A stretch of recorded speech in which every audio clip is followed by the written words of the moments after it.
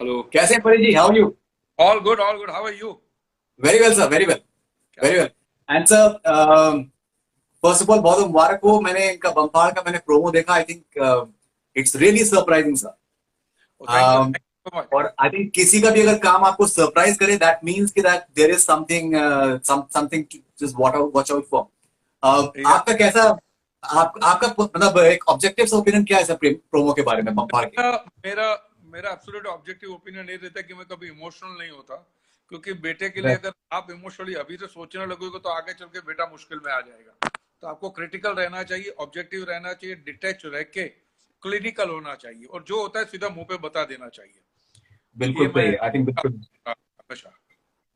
बिल्कुल। I totally agree with you because when I saw the promo, it hits you, and I think he has कुछ तो बात है आप में Aditya, and I think there is Thank you, sir. uh, and the best part is you're not trying to copy your father. You're trying to be your own person. Yeah, I mean, yes, sir. Thank you very much. That's something my brother and I, we've tried to do all our lives. So I'm glad it's coming across on screen as well. Right?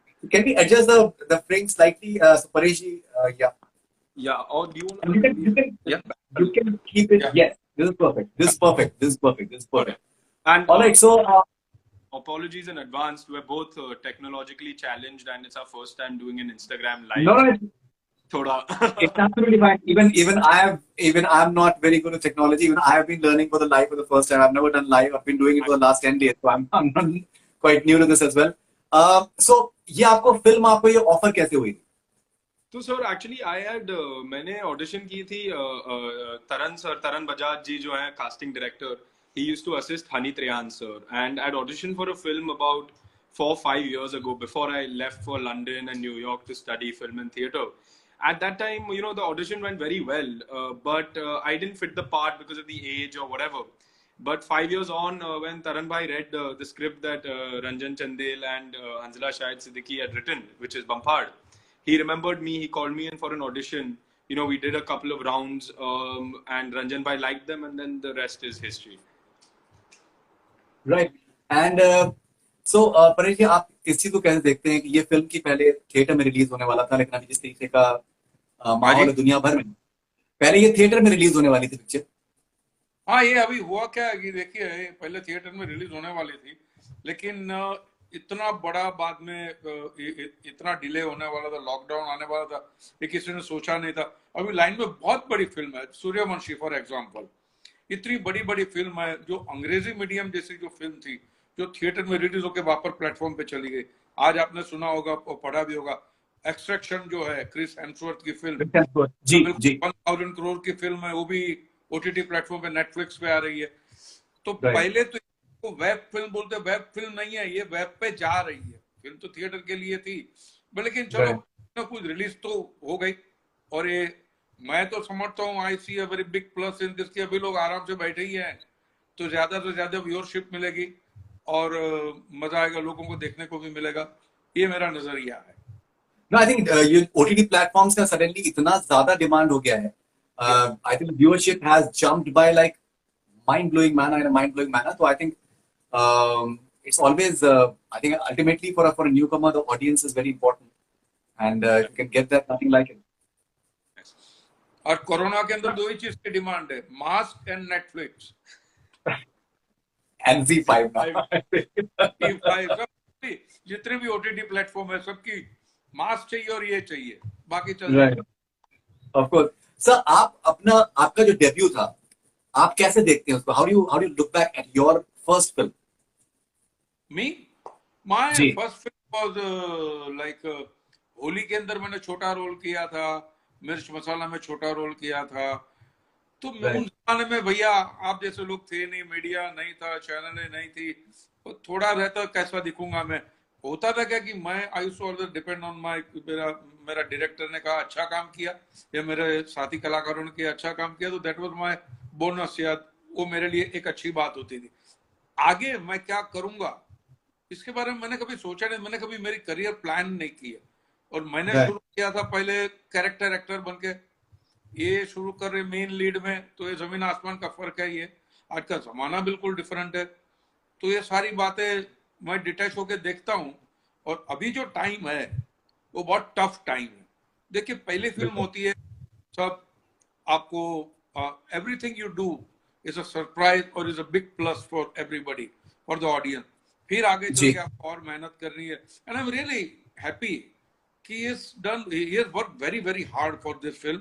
मैं बाप के हैसियत से नहीं बोल रहा हूँ, मैं एक आर्टिस्ट की हैसियत से बोल रहा हूँ, बिकॉज उनके जो Yeah. रणजीत भाई साहब है, उनके साथ को 1.5 महीने का वर्कशॉप किया इन्होंने, सब जगह जाते थे, लोकेशन वगैरह, जो जो मेहनत लगती है वो सब की है। तो आई एम वेरी हैप्पी कि ये जो एटीट्यूड जो है हार्ड वर्क की, वो आगे चल के काम आएगी। No, no, I think definitely there's no doubt about that and ऐसा लग ही नहीं रहा है कि आप मुंबई मुंबई के आप अपब्रिंगिंग आपकी है, you look like someone from UP and Allahabad and चाहे वो आपका आपकी जुबान हो चाहे या फिर आपकी जो पूरा body, I think body language बहुत इंपॉर्टेंट है। How important is body language? I come to you as well, but sir how important is body language for any actor to get it right, to go with the context of the role? How important is body language? हाँ, body language absolutely important. Body language and speech, जी ये दोनों जी साथ हैं। तो आपका ये होना तो बहुत, बॉडी लैंग्वेज तो आप कुछ बोलते हो उसके पहले आपकी बॉडी दिखती है। बिल्कुल तो बिल्कुल एक बॉडी के अंदर करिश्मा होना चाहिए, एक मैग्नेटिक पूल होना चाहिए, एक ग्रेस होना चाहिए रोल के हिसाब से। अगर मैं बाबू राव कर रहा हूँ तो मेरी उस किस्म की बॉडी लैंग्वेज होगी, और अगर मैं दूसरा कोई हीरो का रोल कर रहा हूँ तो उस किस्म की बॉडी लैंग्वेज होगी। बट बॉडी लैंग्वेज बहुत जरूरी है, लेकिन वो स्क्रिप्ट के अंदर डिफाइन होनी चाहिए। बिल्कुल तो सही, ये बिल्कुल सही बात है। नहीं, आप please continue sir, please continue, अरे please continue, you saying something. can't hear। He's saying, please continue. Are you in the middle of something, or are you done? No, I'm done, sorry। Okay, now as Paresh is saying कि जो script में है वो body language defined होना चाहिए और जुबान defined होनी चाहिए। जब आपको स्क्रिप्ट मिली और जब आपको बताया गया कि ये इस तरीके का किरदार है, because I think ultimately actor जो अपनी पर्सनैलिटी है वो खुद ही ऐड करता है। स्क्रिप्ट में बहुत सी चीजें हो सकती हैं, लेकिन अगर वो एक्टर वो सुर ना पकड़े तो वो everything falls flat at the end of the day. तो आपका जो है कि जो एक अकड़ है किरदार में, और जो एक बिल्कुल एक फियरलेसनेस है, विजय वर्मा से बात करते हुए जो फियरलेसनेस है और एक प्रोवोकेटिव सा अंदाज है, जी बिल्कुल, वो सब आपने कैसे डेवलप किया and what was the brief that was given to you? So sir, पहली बात तो वो स्क्रिप्ट में था जो आप कह रहे हैं ना, दैट सेंस ऑफ की फियरलेसनेस और किसके सामने भी अड़ जाए आदमी, वो स्क्रिप्ट में थी। और ये बात, और जब आप पिक्चर देखेंगे आपको भी समझ में आएगा कि this is something that can not have not been in the script, but ऐसी बात थी कि I got the brief from Ranjan भाई, which was sort of to begin with, the brief was this guy is different from you in every way, right? which जो आपने correctly point out किया कि उसका बोलने का तौर तरीका हो या उसको चलने डलने का तौर तरीका हो, पूरा मुझसे अलग था। तो that was something we were working on from the beginning, right? कि ये लड़का जो है, if say for example I consider myself a rather reasonable person, I am also like, if there is a conflict I try to resolve it in a more peaceful manner and all of that, I'm rather diplomatic as well।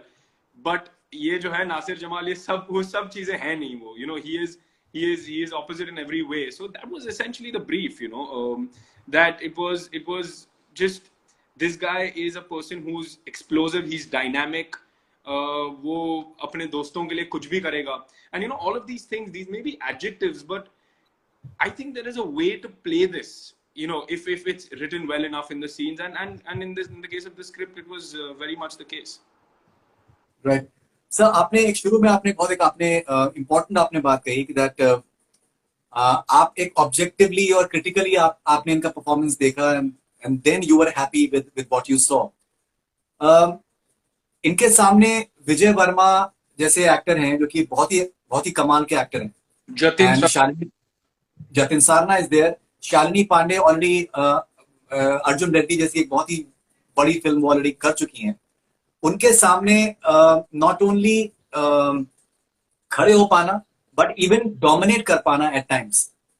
Do you think that is the yardstick for you in terms of being critical and objective about his performance?